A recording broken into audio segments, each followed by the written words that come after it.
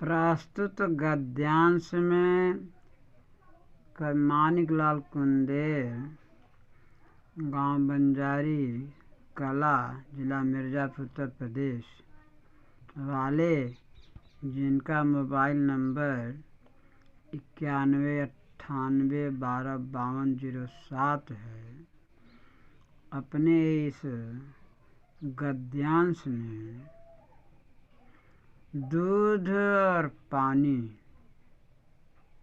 या यूँ कहें कि पानी और दूध की दोस्ती के बारे में आप सभी भक्त श्रोता गणों के बीच प्रकाश डालना चाह रहे हैं।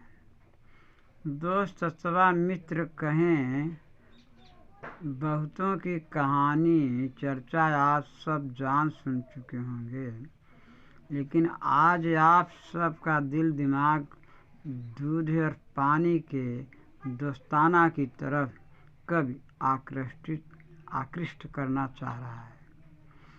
हाँ, ध्यान दें, जब कोई दूध को पकाने के वास्ते आग पर किसी बर्तन में रख देते हैं तो दूध और पानी साथ साथ जलने लगते हैं। लेकिन जब दूध को ये एहसास होता है कि मेरा दोस्त पानी अपने हमारे कारण जला जा रहा है, क्योंकि अगर मुझ दूध को पकाने के लिए आग पर नहीं रखा जाता तो ये मेरा दोस्त पानी क्यों जलता। ऐसा विचार कर दूध अपने दोस्त पानी को जलने से बचाने के हेतु उफनाकर ऊपर आता है और आग को बुझाने की कोशिश में खुद गिरकर आग में जलने लगता है। जब ऐसा पानी देखता है कि हमारा दोस्त दूध हमको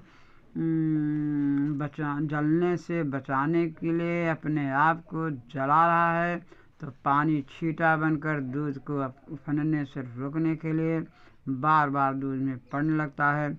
इस प्रकार से दूध का जलना बच जाता है।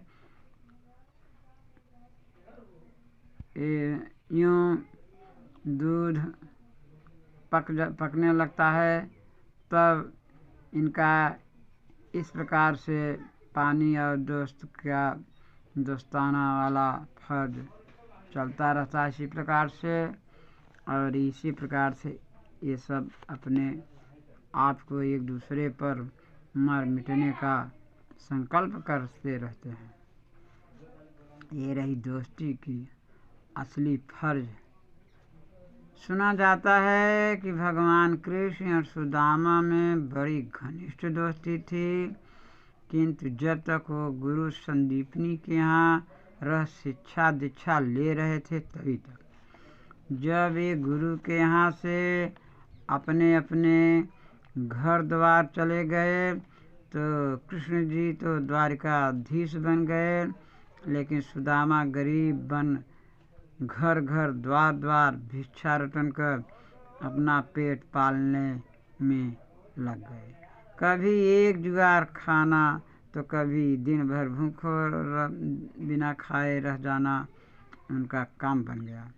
भगवान कृष्ण द्वारिकाधीश बन अपने आप 8 पटरानियों सहित कितने आराम का जीवन बिता रहे होंगे, ये आप सब भक्त श्रोतागण बड़े आराम से महसूस कर सकते हैं। लेकिन सुदामा अपने छोटे छोटे बच्चों के साथ, अपनी गृहिणी पनिताइन के साथ 2-2 दिन, 3-3 दिन, 4-4 दिन बिना खाए भूखों रह जाया करते थे, एक एक दाने को तरसते रहते थे। भक्त श्रोतागणों के अंदर